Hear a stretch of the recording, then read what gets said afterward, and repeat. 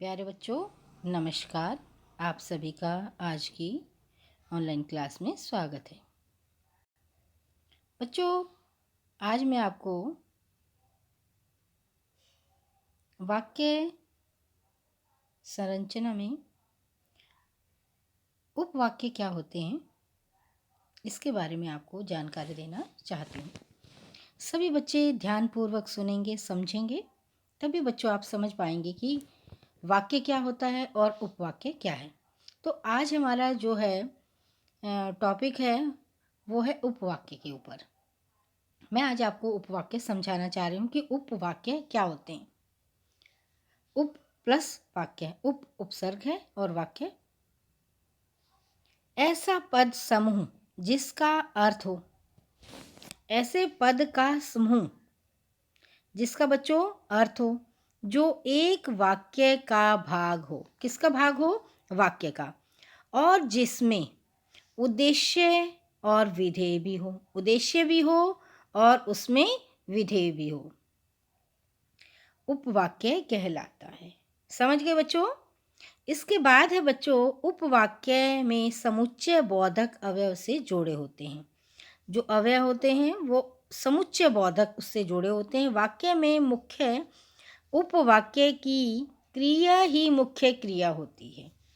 बच्चों, इसमें क्या है कि वाक्य में जो मुख्य उपवाक्य की जो क्रिया होती है वही मुख्य क्रिया होती है। दो क्रियाएं जो मुख्य है, ठीक है, वो क्या है? उपवाक्य की क्रिया ही मुख्य क्रिया होती है, मुख्य उपवाक्य। उपवाक्य बच्चों दो तरह के होते हैं। एक होता है मुख्य उपवाक्य और दूसरा होता है आश्रित, जो उस पर निर्भर है। एक प्रधान है, मुख्य है जो, ठीक है। अब आपको जो है कि किस तरह से उपवाक्य बनते हैं और कैसे होते हैं, अब मैं आपको बता रही हूँ। मुख्य उपवाक्य और आश्रित उपवाक्य, ये बच्चों दो तरह के उपवाक्य होते हैं। एक मुख्य होता है और दूसरा होता है आश्रित। तो पहले आपको धीरे धीरे समझा रही हूँ, उसके बाद आपको बिल्कुल अच्छे से विस्तृत रूप से समझ जाएंगे बच्चों। आपको उपवाक्य समझने में कोई परेशानी नहीं होगी। अब बच्चों, पिताजी ने बताया कि कल स्कूल में छुट्टी रहेगी। एक सेंटेंस है वैसे ये, इसमें दो वाक्य जोड़े हुए हैं, उपवाक्य हैं। पिताजी ने बताया मुख्य है कि ये योजक है, योजक शब्द है ना बच्चों। कल स्कूल में छुट्टी रहेगी। वह मेरी बहन है, वह मेरी बहन है जो क्या है? योजक है। वह लड़की कमरे में बैठी है। अब बता दिया इसने, पूरा सेंटेंस है, वह मेरी बहन है जो वह लड़की कमरे में बैठी है। अगला है, स्कूटी चलाता था जब या तब मैं छोटा था। सारी फसल नष्ट हो जाएगी यदि तो इस बार बरसात न हुई। यदि तो क्या है? योजक शब्द है। उपवाक्य प्राय को की, जो, जिसने, जब, तब, यदि, अगर, मगर समुच्चय बोधक अवयव से जुड़े होते हैं। बच्चों, मुख्य और आश्रित उपवाक्यों की पहचान क्या है? पहला है बच्चों इसमें कि वाक्य में मुख्य उपवाक्य की क्रिया ही मुख्य क्रिया होती है। वाक्य में जो मुख्य है, उपवाक्य की जो क्रिया है वही मुख्य क्रिया होती है। वाक्यों में आए आश्रित उपवाक्य का आरंभ अधिकांशतः समुच्चय बोधक शब्दों से होता है।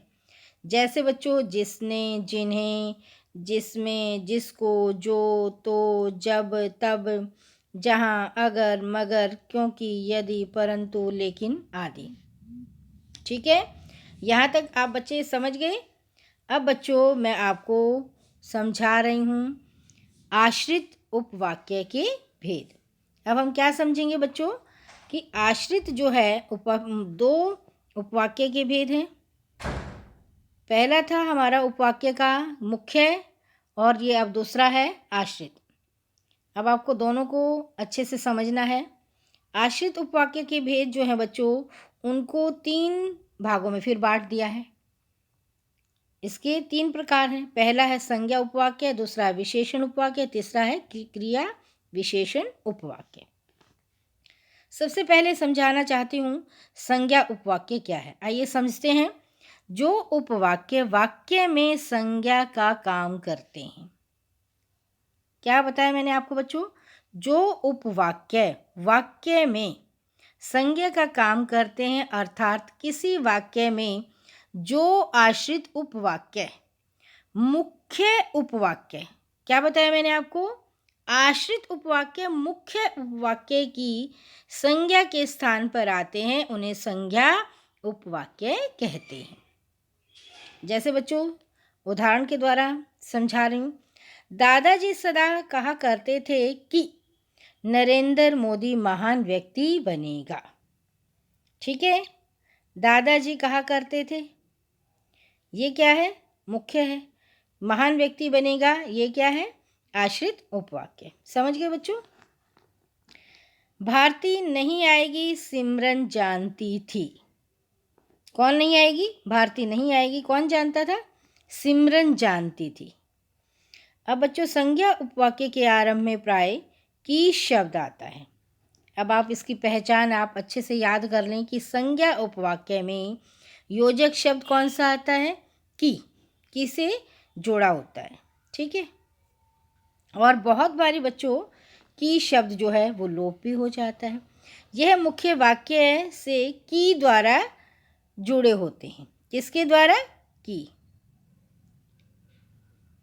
यदि संज्ञा उपवाक्य वाक्य के आरंभ में आ जाते हैं तो उनके साथ की का प्रयोग नहीं होता। क्या बताया? यदि संज्ञा उपवाक्य के शुरू में आ जाए तो वहाँ पर जो है की का प्रयोग नहीं होता। जैसे भारती संज्ञा नाम आ गया। ठीक है, तो इसमें जो है बच्चों देखो की का प्रयोग यहाँ पर नहीं है, लोप हो गया है। पहले संज्ञा उपवाक्य के साथ की का प्रयोग हुआ है, दूसरे के साथ नहीं हुआ है, क्योंकि यह वाक्य के आरंभ में आ गया है। कभी कभी की का लोप हो जाता है। तुम नहीं आओगे, मैं जानती थी। ये तुम क्या है बच्चों? सर्वनाम है। तो संज्ञा और सर्वनाम। ठीक है, अब अगला है बच्चों विशेषण उपवाक्य। अभी हमने समझा संज्ञा उपवाक्य, अब दूसरा समझ रहे हैं हम विशेषण उपवाक्य। मुख्य उपवाक्य में प्रयुक्त किसी संज्ञा की विशेषता बताता है। हिंदी में प्राय विशेषण उपवाक्य जो जिसे जिसको आदि से शुरू होते हैं। विशेषण उपवाक्य की क्या पहचान है बच्चों? कि इसमें जो जिसे जिसको आदि से शुरू होते हैं। किसी वाक्य में आने वाले आश्रित उपवाक्य मुख्य उपवाक्य की किसी संज्ञा स्वरनाम की विशेषता को प्रकट करते हैं, उन्हें विशेषण उपवाक्य कहते हैं। अब देखिए उदाहरण के द्वारा समझेंगे अभी हम। जैसे तुम्हारी वह पुस्तक कहाँ है जो आप कल लेकर आए थे। ठीक है, जो आदमी पत्र बांटता है वह डाकिया होता है। जिसे आप ढूंढ रहे हैं मैं वो नहीं हूँ।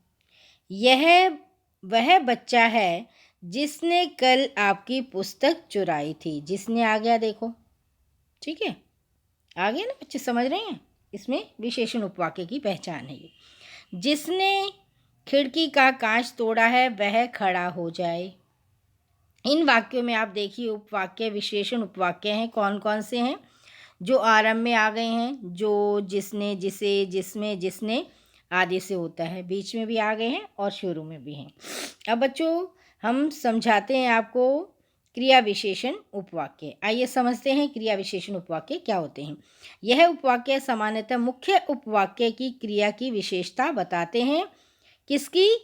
मुख्य उपवाक्य की क्रिया की विशेषता। क्रिया विशेषण उपवाक्य किसी काल, स्थान, रीति, परिमाण, कार्य कारण आदि का द्योतन करते हैं, उन्हें हम क्रिया विशेषण उपवाक्य कहते हैं। इनमें जब, जैसा, जहाँ, ज्यों आदि समुच्चय बोधक अवयव प्रयुक्त होते हैं। जैसे जब बारिश हो रही थी मैं घर में थी। कालवाचक, काल समय का बोध हो रहा है कि जब बारिश हो रही थी मैं घर में थी। अगला है बच्चों जहाँ तुम पढ़ते हो वहीं मैं पढ़ता था। स्थान का बोध हो रहा है कि जहाँ तुम पढ़ रहे हो वहाँ मैं पढ़ता था। स्थानवाची क्रिया विशेषण उपवाक्य है। अगला है जैसा आपने बताया मैंने वैसा किया। ये रीतिवाची क्रिया विशेषण उपवाक्य है। यदि मोहन पढ़ लेता तो अवश्य पास हो जाता। कार्य कारण, ठीक है। यदि राखी पढ़ लेती तो, यहाँ पर क्या आएगा बच्चों? पढ़ लेती।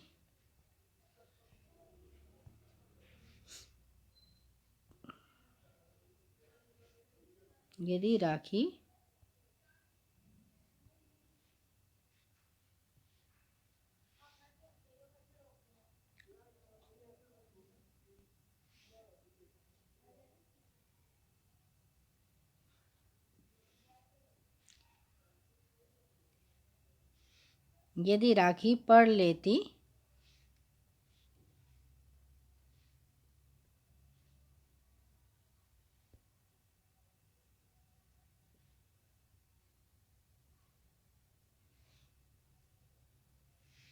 तो अवश्य पास हो जाती। इसमें भी कार्य कारण है, ठीक है ना। क्या परिमाण है, क्या निष्कर्ष है? जहाँ जहाँ हम गए हमारा भव्य स्वागत हुआ, यहाँ भी कार्य कारण है। अब देखिए जब जब धर्म पर आघात हुआ महापुरुष अवतरित हुए, यहाँ भी बच्चों कौन सा है? कार्य कारण क्रिया विशेषण उपवाक्य है। अच्छा, अब और उदाहरण देखते हैं। जब मैं पंजाब में रहती थी बहुत पढ़ती थी। इसमें पंजाब में रहना जो है काल समय का बोध करा रहा है कि उस समय मैं बहुत पढ़ती थी। काल या समयवाचक क्रिया विशेषण उपवाक्य। फोटो